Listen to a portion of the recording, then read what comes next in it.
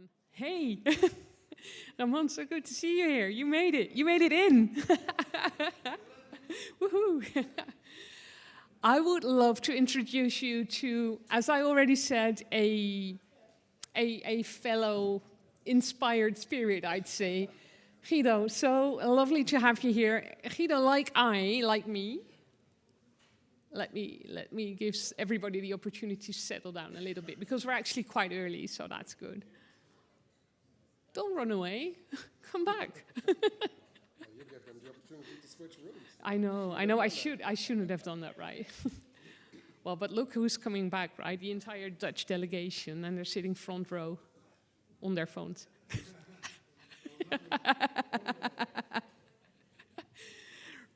Right. Let's give this a retry. I'm sure that you all recognize the feeling when you entered this field that there was something there for you, something uniquely yours that made you say, this is my posse, this is my field, this is my profession. Well, I think something similar happened to you, right, Guido? Yeah. Because you started out with chatbots and voice, which is basically what most of us aspire at Nuance. But you moved on. Yeah. You moved on to virtual humans. And I can't wait to actually have you talk about that. So, floor is yours. Thank you.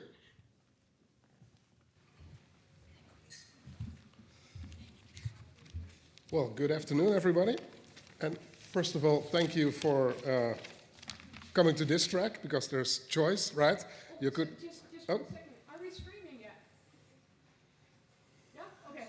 Yeah, sorry. No worries.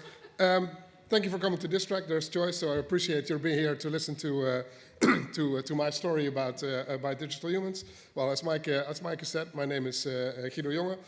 I founded Virtually Human. It's a very small company, but has 100% focus on digital human solutions. So we help our customers with, let's say, building a business case, implementation, optimization, all aspects, basically, of using digital humans.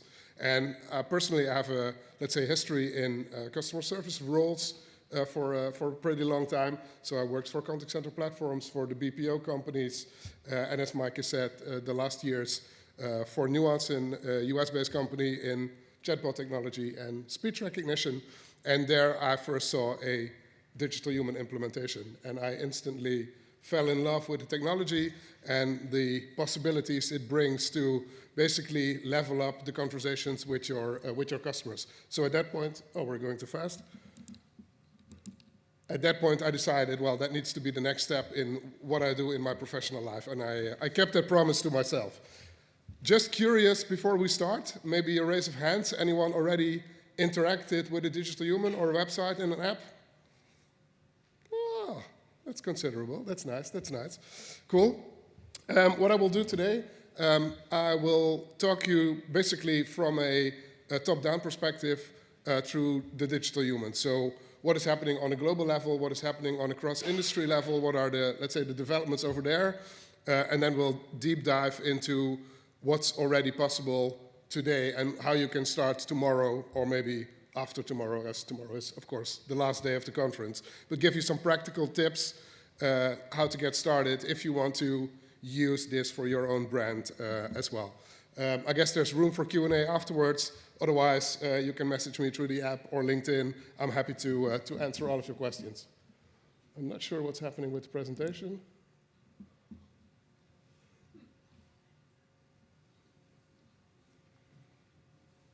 Yeah, there we are. Thank you.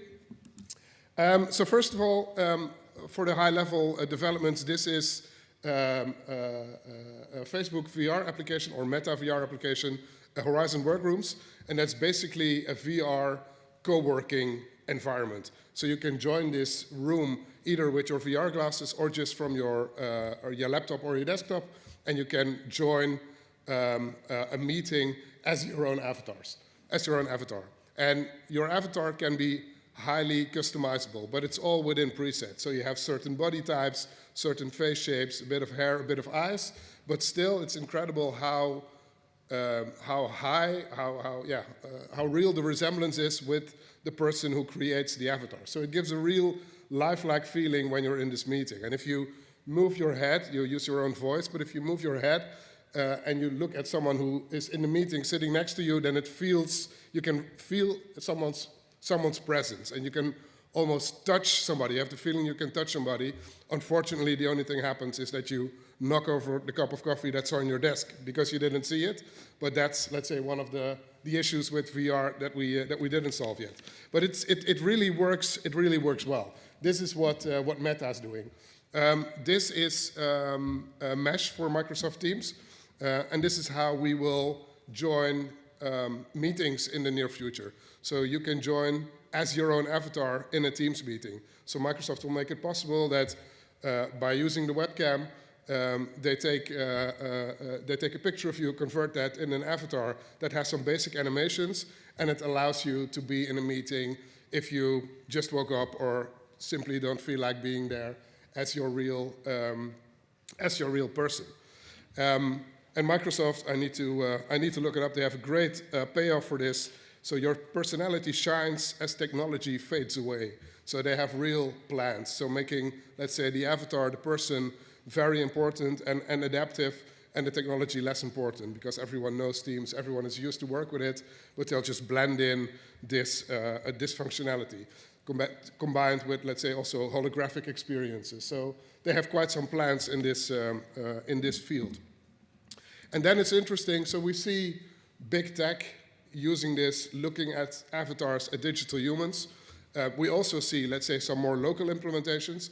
So for instance, more broadly known at Boston Airport in the US, there's a digital human guiding you the way. Tomorrow there's a talk about the London Northeast Railway that also did some tests with a digital human.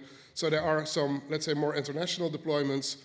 In my, let's say, home base, the Netherlands, you also have, well, various healthcare organizations for mental health care, regional healthcare, a pharmaceutical platform. They're all looking into or working with digital humans.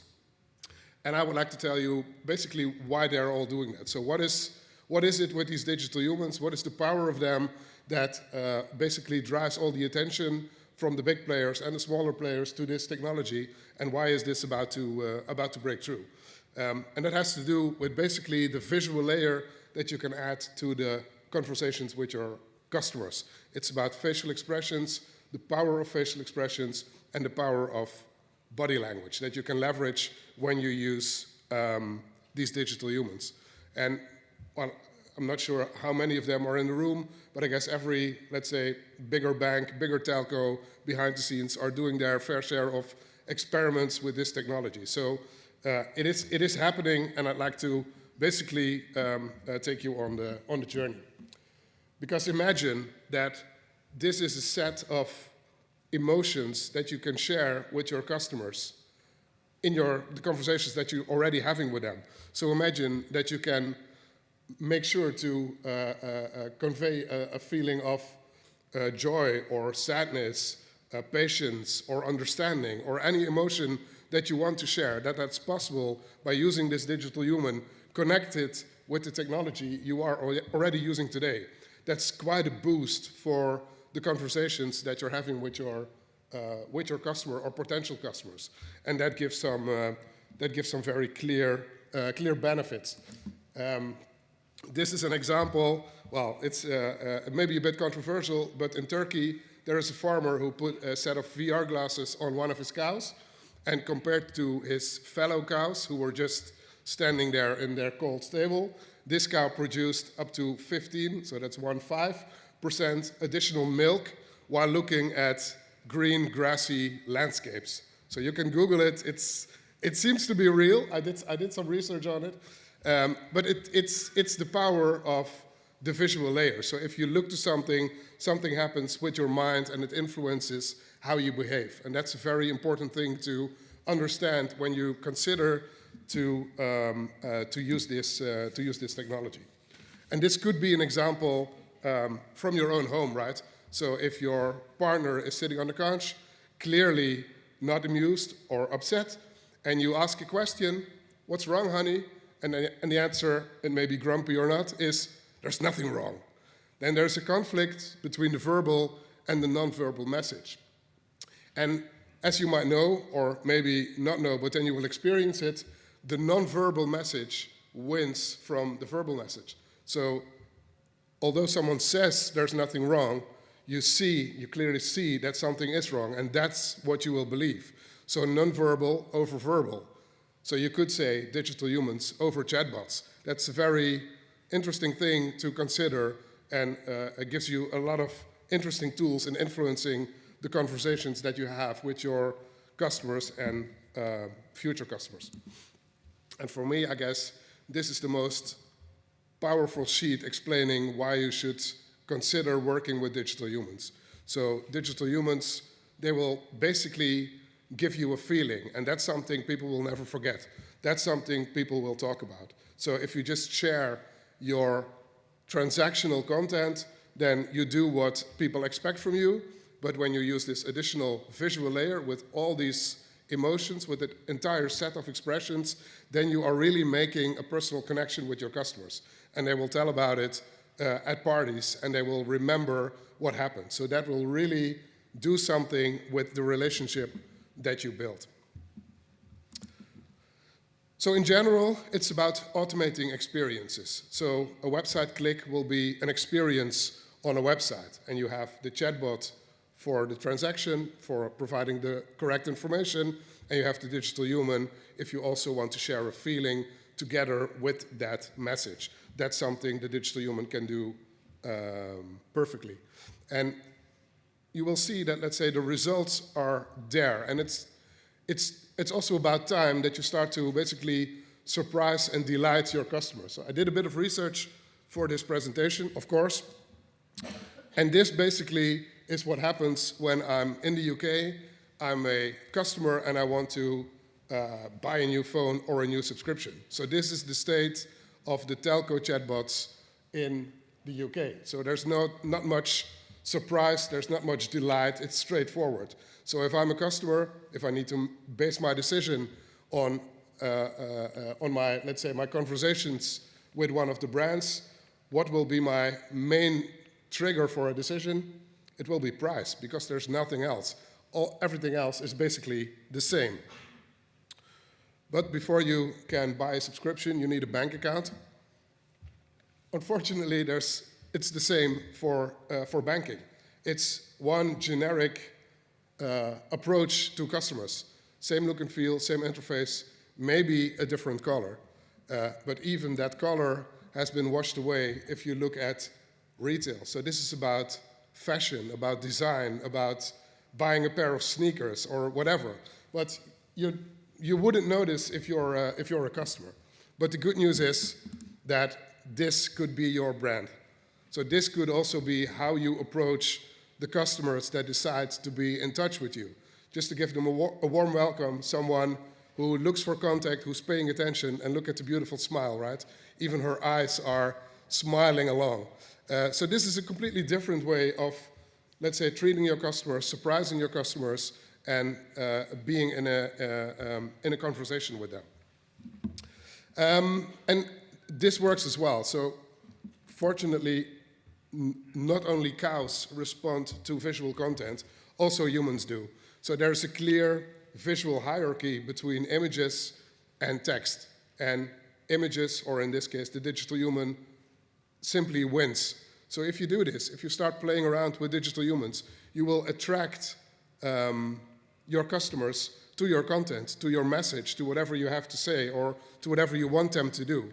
And that's, again, a very powerful thing to know, that if you do this, it will work and people will basically get the intention that, that you ask from them. And when you, let's say, start working with these digital humans, you will see, well, the effects and the benefits. One of the, let's say, first things you'll notice is that you will transform your conversations from affective to affective. So instead of going through a transaction, you will basically touch them, build a connection with them, and get into in their minds and in their hearts. And that is, again, a reason for them to build more trust, to talk about you, to make sure that they will promote you among their friends. It helps in the relationship that you want to build with them. And maybe more important is to convert something into someone. So you present your customers with someone to talk to. And hopefully everyone in this room agrees that you will treat someone differently than you will treat something. So the conversations will be different. You will trust the answer the digital human gives. And if a digital human does a recommendation, you are more likely to follow up on that recommendation because it's someone. You build a relationship with, in this case, this lady, compared to just the plain text balloons from a chatbot. And that will help you achieve your goals, basically. So we're looking at a summary of the benefits.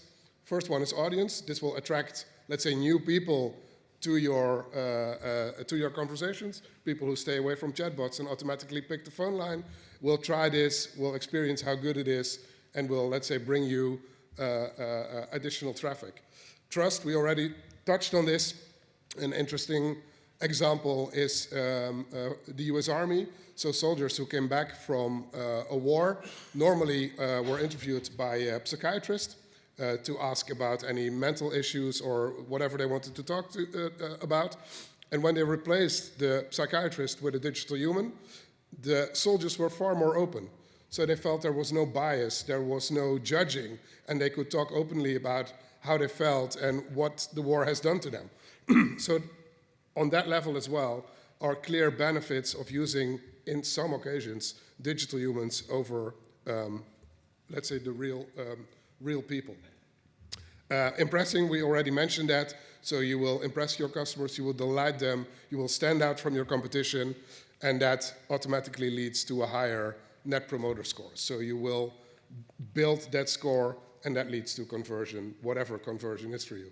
That can be higher completion rates in a market response. It can be sales. It can be on a level of retention. So whatever you want to achieve, this will basically emphasize and strengthen on those goals. And if you want to get started with using digital humans in a few slides, I say I have 3 more minutes left, so I need to speed up. First step, it's important to think about the goal you want to achieve. So do you want to stand out from the competition? Do you want to delight your customers? Or is there a contact center KPI that you want to influence? You need to make sure that you know what you want to achieve so you can clearly work on finding the right use case.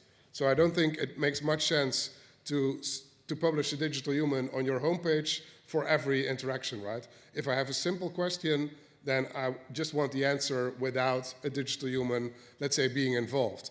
But if you look at, let's say, high impact journeys like complaints or important events in a life, like a marriage, buying a house, turning 18, then you want to, let's say, bring this additional technology, all these additional emotions and expressions to enrich your conversation with that customer. So you can, you need to find out to align your goal with the use cases. Is it in these journeys? Is it a younger generation that you want to attract? So younger people are used to this. They're only talking to their phone. There are a lot of video calls instead of, let's say, the more traditional phone calls or text message by just using your fingers.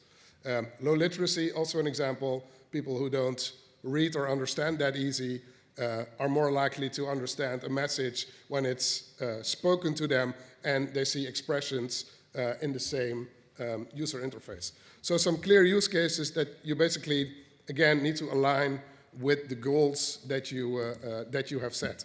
And then it's important to basically build a persona for your digital human. So what's the gender, age, what is the background of the digital human, what's the education, profession, typical responses. So you need to build a persona, and I guess there are a lot of very bright minds in this conference who have done this before.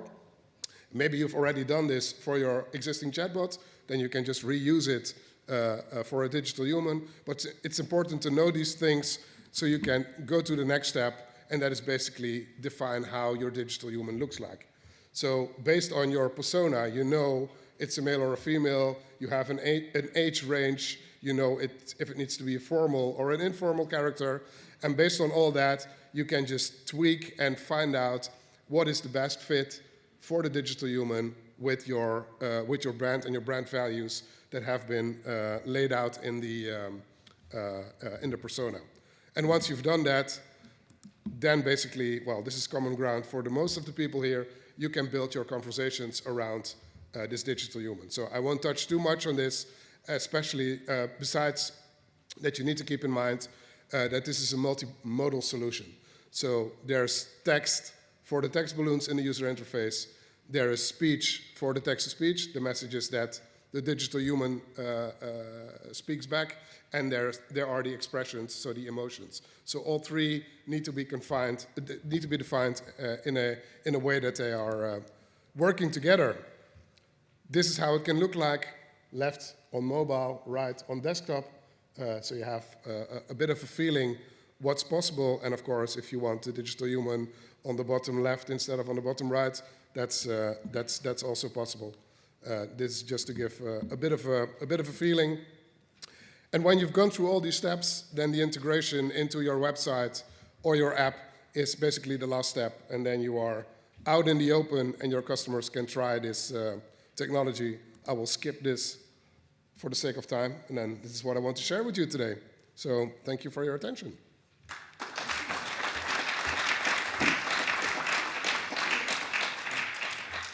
Thank you so much, Guido. Your passion was so visible. I'm really glad that you're a real human, though, to be honest. And if you'll allow me, I would like to ask one question. Yeah, sure. Because up till November, I will be like totally okay with this. There's like, you know, all these researches that have been done into different levels of embodiment, kind of, you know, enabling more social interactions. But with the advent of ChatGPT, has anything changed in your vision on how we should use digital humans? Well, I think if you use ChatGPT, then you are, let's say, moving to a more, let's say, chit-chat, generic way of having conversations with your customer, and not only domain-specific. And if you do that, then I think it's very helpful and appropriate to put a face to that conversation to make it more lively. On the other hand, the state of technology now is that the animations are controlled from the content in your chatbot. That's a bit more difficult with ChatGPT because it generates its responses. So it's an interesting combination between, let's say, the regular content in your chatbot or conversation platform and ChatGPT on the other hand. In both cases, a digital human is a great fit. Thank you. If I'm allowed to elaborate on that a little bit more, especially in the light of what we discussed this morning, if both the embodiment, a human face, and the conversation, ChatGPT, are so close to what we humans perceive as human, might that also pose some risks? I'm not asking a leading question, obviously, here. Yes, sure. Well, I'm not sure if risks is the right word, but you need to make sure that you identify your digital human as a digital human to someone who uses it. Yeah. So that's, well, Lotte is in the room, she's in a panel later today. That's what she calls disclosure. So you need to make sure that you tell, I'm not real, and there's many ways you can do that, but that's very important. Yeah. You shouldn't pretend that this is real, that will not work. Thank you. And yeah, this is basically approaching the uncanny valley from the other way, right? Almost. That's true. And yeah, I'm really looking forward to what the future will bring in terms of digital humans. Thank you so much. You're welcome. Thank you.